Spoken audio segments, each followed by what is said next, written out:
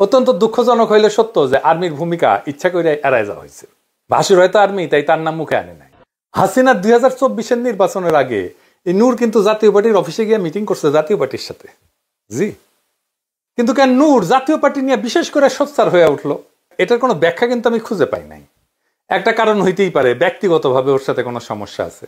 আরেকটা কারণ হইতে পারে জাতীয় পার্টির নেতারা পয়সাওয়ালা মানুষ, তাদের সাথে টাকা পয়সার আবার কোনো লেনদেনের ব্যাপার আছে কিনা সেটা আমি জানি না। তো জাতীয় পার্টির সাথে দৃশ্যমান সমস্যা শুরু হয় 2024-এর নভেম্বরে রংপুর থেকে। নূরের পার্টির বিভিন্ন জায়গায় জাতীয় পার্টির অফিসে হামলা কিন্তু করছে নূরের দলের লোকেরাই। এইবার আসেন আমরা কয়েকটা ঘটনা মিলাই দেখি, হয়তো কিছু সূত্র আমরা পাবো। আসিফ নজরুল এই হামলার নিন্দা জানাইছে, প্রেস সচিব বলছে ন্যাক্কারজনক হামলা। তার মানে এইটা সরকারের ইচ্ছায় হয় নাই, সরকার জানেই না যে এমন একটা ঘটনা ঘটতে যাচ্ছে। এটা করছে ওয়াকার নিজে। ওয়াকার যেটা করবে এই পরিকল্পনাটা কি আর কাউকে জানাইছে? আমার অনুমান ওয়াকার এটা জামাতার বিএনপিকে জানাইছে, কারণ জামাতার বিএনপির বিবৃতিতে আর্মির কথাটা নাই। কেন নাই? তারেক রহমান মবের কথা বলছে এমন ভাবে যেন মব করতে গেছে নূরেরা। আর তারেক রহমানের ইংরেজিতে লেখা স্ট্যাটাসের বাংলা হইতেছে, আমি পড়ে শুনাইতেছি, বাংলা করে শুনাইতেছি। বিএনপি নুরুল হক নূরের উপরে হামলা এবং কাকরাইলে ঘটে যাওয়া সহিংস ঘটনার তীব্র নিন্দা জানাচ্ছে। কি কি ঘটছে সেটা কিন্তু বললো না। দেখছেন, আমরা গণতান্ত্রিক উত্তরণের একটা অত্যন্ত সূক্ষ্ম সময় রয়েছি, যার প্রথম ধাপ হলো জাতীয় নির্বাচন। সম্মিলিতভাবে আমাদের নিশ্চিত করতে হবে যেন আজকের মতো অস্থিতিশীল পরিস্থিতি ছড়িয়ে না পড়ে এবং আমাদেরকে গণতন্ত্রের পথ থেকে বিচ্যুত না করে। মানে সে আশঙ্কা করতেছে, তারেক রহমান আশঙ্কা করতেছে যে এই ঘটনা ছড়াই যাবে সারা দেশে, জাতীয় পার্টির অফিসগুলোর উপরে হয়তো হামলা হবে। এবং এই অস্থিতিশীল পরিস্থিতি কে করলো? করছে তো তার জোটের লোকেই, তাই না? গণতন্ত্রকামী সব পক্ষ, যার মধ্যে বিএনপি এবং তার মিত্ররা অন্তর্ভুক্ত, মানে নূরের দলের কথা বলতেছে, তাদের সংযম এবং সহনশীলতা প্রদর্শন করতে হবে। গত বছরের গণ আন্দোলনের প্রকৃত চেতনা জাগ্রত রাখতে হবে। দেশকে বর্তমান অস্থিরতার শৃঙ্খল থেকে মুক্ত হইতে হবে। বাংলাদেশকে আগায় নিতে হইলে আমাদের এই যে মবের সংস্কৃতির বিপরীতে সতর্ক থাকতে হবে। আইনের শাসন প্রতিষ্ঠা করতে হবে এবং একটা শান্তিপূর্ণ স্থিতিশীল দেশ গড়ে তুলতে হবে। কেবল জনগণকে গণতান্ত্রিক পথে ক্ষমতায়ন করা এবং সবার জন্য ন্যায় বিচার, সমতা ও মর্যাদা নিশ্চিত করার মাধ্যমেই আমরা ঐক্যবদ্ধ জাতি হিসেবে সাফল্য অর্জন করতে পারি। আমি নূরের দ্রুত সুস্থতা কামনা করছি এবং সরকারের প্রতি আহ্বান জানাচ্ছি যেন ঘটনাটির আইনানুগ তদন্ত পরিচালনা করা হয়। আর্মির কথা আছে নাই, এর মানে কি? মানে মার খাইছো, ফাঁসি খেয়ে থাকো। জামাতও তাই, বলে নাই কে মারছে। দেখেন, অত্যন্ত দুঃখজনক হইলে সত্য যে আর্মির ভূমিকা ইচ্ছা করে এড়ায় যাওয়া হয়েছে। ভাসুর হয়তো আর্মি, তাই তার নাম মুখে আনে নাই। তবে জুলাইয়ের তারুণ্য এই বিপদটাকে সঠিকভাবে উপলব্ধি করতে পারছে। এই ইস্যুতে একযোগে কথা বলছে। ওয়াকার আসলে আজকে টেস্ট করছে আমাদের হ্যাডম কতটুকু। সে রিফাইন্ড আওয়ামী লীগ আনতে যদি না পারে, তাহলে জাপাকে দিয়েই সে তার কাজটা করবে। ঢাকা বিশ্ববিদ্যালয়ের ছাত্ররা এনসিপি তাৎক্ষণিক মিছিল বের করছে, রাজপথে আসছে, তাদেরকে অভিনন্দন জানাই। খুবই গুরুত্বপূর্ণ রাজনৈতিক কাজ তারা করছে। এবার দেখেন, একটা খুব ইন্টারেস্টিং জিনিস দেখাই। এইখানে বুঝে যাবেন যে কারা এর পিছনে। পন্দের আলোর নিউজ, খুব ইন্টারেস্টিং। ঘটনা ঘটছে সন্ধ্যায়। গণ অধিকার পরিষদের নেতা নুরুল হক নূরকে গুরুতর আহত করা হয়েছে, ভিডিও ছড়ায় পড়ছে সোশ্যাল মিডিয়ায়। আর প্রথম আলো রাত 11:09 রিপোর্টে নূরের নাম পর্যন্ত নাই। এইটা সে টাইমটা দেখায় দেন। পুরা রিপোর্টটা করছে পুলিশের বরাতে। কেন কেন এটা এড়ায় গেল প্রথম আলোর মতো পত্রিকা? এইবার কানেকশন গুলো ধরতে পারতেছেন? মানে পুরা গেমটা খেলছে ইন্ডিয়া। ফজা পাগলারে মাঠে নামানো, লতিফ সিদ্দিকীরা মাঠে নামালো, আনিস আলমগীরকে মাঠে নামালো, আব্দুল নূর তুষারকে মাঠে নামানো, পান্নাকে মাঠে নামানো, গুলিস্তানে আওয়ামী লীগের ঝটিকা মিছিল, এই সবই একই সূত্রে গাথা। নিঃশব্দে বাংলাদেশ আরাক 111-এর পর থেকে হাঁটতেছে। আজকে ওয়াকার বুঝাই দিছে প্রফেসর ইউনূসের সরকার সে তো দেনা। আর তার এটা বুঝাইতে নূরকে স্যাক্রিফাইস করতে হয়েছে। একজনকে পিটাইতে হইতো রাজনৈতিক নেতা, গুরুত্বপূর্ণ রাজনৈতিক নেতা সবাই চেনে কাকে? নূর।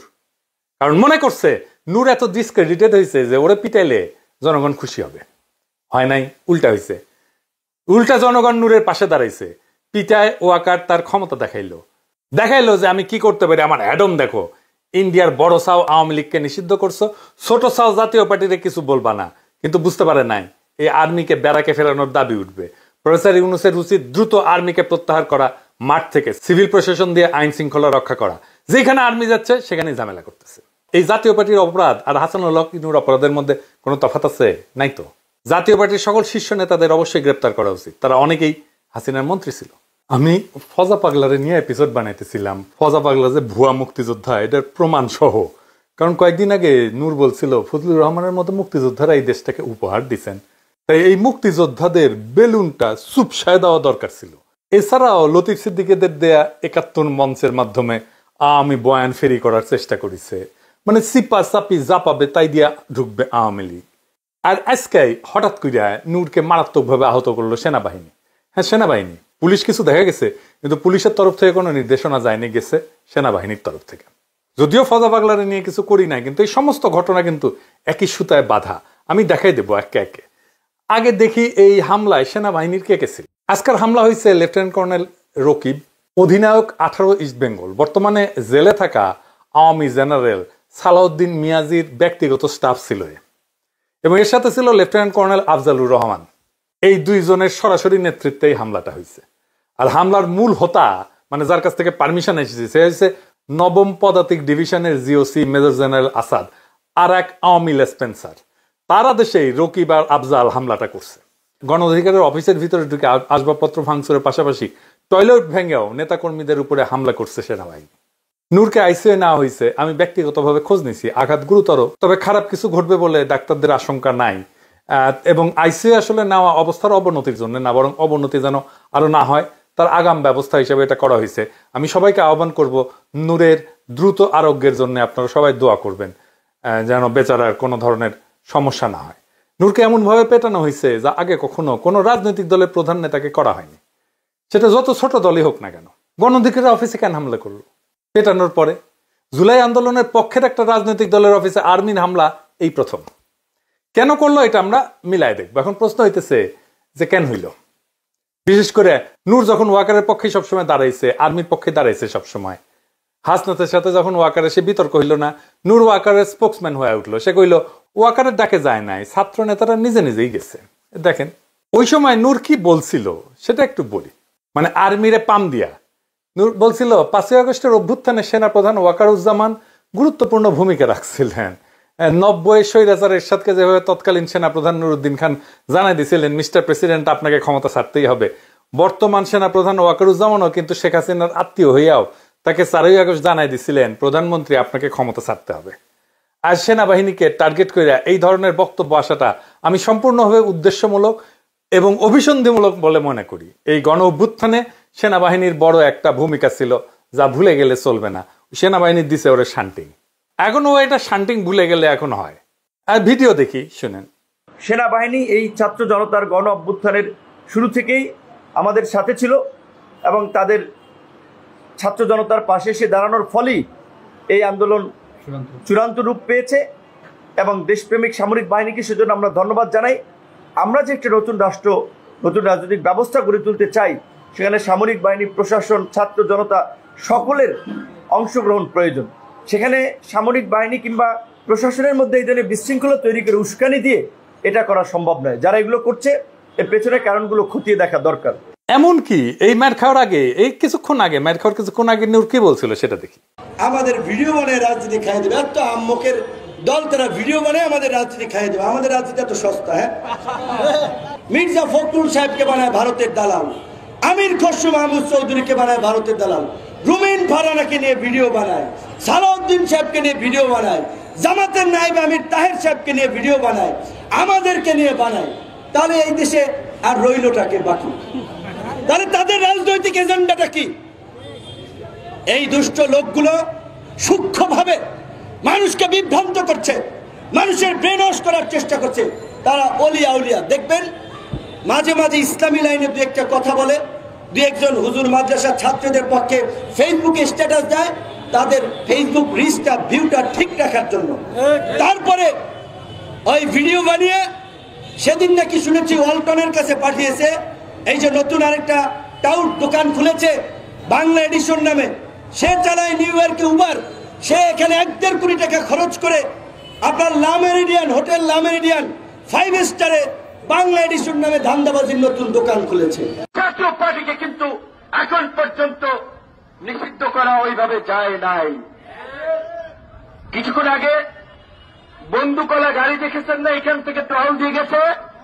তারা ভেবেছে আপনারা যদি জাতীয় পার্টির কার্যালয়ের দিকে যাত্রা শুরু করেন, সেই জন্য বন্দুকওয়ালারা একটা টহল দিয়ে গেছে। তাহলে জাতীয় পার্টিকে বন্দুক দিয়ে পাহারা দেওয়া হচ্ছে। জিএম কাদেরের বাসা উত্তরা, এত জায়গায় মব হইল, ওইখানে তো কোনো মব হইল না। তো এই যে যারা মবের পালোয়ান, যারা মব বিভিন্ন জায়গায় ফাটাইলেন, ওইখানে কেন ফাটাইলেন না? আবার সিলেক্টিভ মব করছেন, ফায়দা নেওয়ার জন্য, ধান্দা নেওয়ার জন্য অনেক জায়গায় মব করা হচ্ছে। প্রকৃত অর্থে গতকালকে এই রিপোর্টার্স ইউনিটিতে কার্যত এই সমস্ত বিভিন্ন ব্যানারের মাধ্যমে আওয়ামী লীগকে ফেরানোর কিংবা আওয়ামী লীগকে প্রাসঙ্গিক করার যে একটা প্রক্রিয়া চলছে, সেইখানে বাধা দিয়েছেন যৌক্তিক। দেখেছেন তো, মানে ও মব নিয়ে কথা বলতেছে। নূরের পলিটিক্যাল স্ট্যান্ড ছিল pro Waker, pro army, pro মুক্তিযুদ্ধ। কয়েকদিন আগে প্রফেসর ইউনূসের সরকারকে ব্যাকল সরকার বলছে। দেখেন এই এক বছরে এটা কি বলবেন, ব্যাকল সরকার বলবেন না আহম্মক সরকার বলবেন? এক বছরে কোন জায়গায় নির্বাচিত প্রতিনিধি নেই। ইউনূসের কার্যালয়ে ঘেরায়ের হুঁশিয়ারি দিছিল নূর। ভাঙচুর ভাওতাবাজি বাদ দিবেন। ডিসেম্বরের মধ্যে আহত পরিবারকে 8 লক্ষ টাকা এবং নিহত পরিবারকে 1 কোটি টাকা করে আপনারা যদি সহায়তা দিতে ব্যর্থ হন, জানুয়ারিতে আমরা প্রধান উপদেষ্টার কার্যালয় ঘেরাও করবো। তার মানে গণ অভ্যুত্থানের যে সরকার, সেটার বিরুদ্ধে আর্মির পক্ষে নূরের সবসময় অবস্থান ছিল, যেটা ইন্ডিয়া এবং আওয়ামী লীগের একটা কাঙ্ক্ষিত অবস্থান। এই সরকারকে মেরুদণ্ডহীন এবং দুর্বল বলছে 11 মাসে নাকি তারা, মানে প্রেসিডেন্ট সরকার স্বপ্নকে দুঃস্বপ্নে পরিণত করছে। ডক্টর ইউনূসকে নিয়ে আমরা অনেক আশাবাদী হয়েছিলাম, অনেক স্বপ্ন দেখেছিলাম এবং স্বপ্নের বাংলাদেশ বিনির্মাণ করতে চেয়েছিলাম, কিন্তু 11 মাসে আমাদের স্বপ্ন দুঃস্বপ্নে পরিণত হয়েছে। এই কথা আরো 6 মাস আগেও বলছে, যখন মাত্র 5 মাস হয়েছে সরকারের ক্ষমতা নেওয়ার। দেখেন, শুনেন। 5 মাসেও সরকার এখন পর্যন্ত বিভিন্ন পরিস্থিতির নিয়ন্ত্রণে খুব দক্ষতার পরিচয় দিতে পারে নাই। আবার বলতেছে লেজে গবরে করে ফেলছে 10 মাসে। মানে সে বলতেই আছে, সে 5 মাস পর থেকে এই সমস্ত আলাপ দিতেই আছে। এমন কি এই সরকারকে পুনর্গঠনের দাবি জানাইছে নূর। বলছে যে এই অন্তর্বর্তীকালীন সরকার মানুষের আকাঙ্ক্ষা অনুযায়ী কাজ করতেছে না, বেশি অক্ষম হইলে ক্ষমতা ছেড়ে দিতেও বলছে। শুনেন। ডক্টর মোহাম্মদ ইউনূসকে বলবো, আপনি যদি কোনো সমস্যা বোধ করেন, আপনি যদি রাষ্ট্র পরিচালনায় কোনো চ্যালেঞ্জ বোধ করেন, সমস্ত রাজনৈতিক দলের শীর্ষ নেতৃবৃন্দকে আপনি ডাকেন, তাদের সাথে খোলামেলা আলোচনা করেন। আজকে আমরা সমস্ত রাজনৈতিক দল যদি এই সরকারকে সাপোর্ট না করি, সরকার টিকতে পারবে না। এমনকি এটাও বলছে অন্তর্বর্তী সরকারের ক্ষমতা হস্তান্তর শান্তিপূর্ণ হবে কিনা সেটা তার সন্দেহ আছে। তার মানে এরা মাইর খাবে। দেখলেন তো, মাইর খাওয়ার আগেও কথা বলছে মব নিয়ে, যে জিএম কাদেরের বাসার সামনে কেন মব হইল না। আবার শোনান এডিটর সাহেব। জাতীয় পার্টিকে কিন্তু এখন পর্যন্ত নিষিদ্ধ করা ওইভাবে যায় নাই। কিছুক্ষণ আগে বন্দুকওয়ালা গাড়ি দেখেছেন না, এখান থেকে টহল দিয়ে গেছে। তারা ভেবেছে আপনারা যদি জাতীয় পার্টির কার্যালয়ের দিকে যাত্রা শুরু করেন, সেই জন্য বন্দুকওয়ালারা একটা টহল দিয়ে গেছে। তাহলে জাতীয় পার্টিকে বন্দুক দিয়ে পাহারা দেওয়া হচ্ছে। জিএম কাদেরের বাসা উত্তরা, এত জায়গায় মব হইল, ওইখানে তো কোনো মব হইল না। তো এই যে যারা মবের পালোয়ান, যারা মব বিভিন্ন জায়গায় ফাটাইলেন, ওইখানে কেন ফাটাইলেন না? আবার সিলেক্টিভ মব করছেন, ফায়দা নেওয়ার জন্য, ধান্দা নেওয়ার জন্য অনেক জায়গায় মব করা হচ্ছে। তো এখন আমাদের করণীয় কি? ইন্ডিয়ার রাজনৈতিক স্বার্থ রক্ষাকারী দল এবং শক্তিসমূহ, যারা আওয়ামী লীগ, জাতীয় পার্টি, 14 দলভুক্ত সব কয়টা ফ্যাসিস্ট পার্টিকে নিষিদ্ধ করার উদ্যোগ গ্রহণ করতে হবে।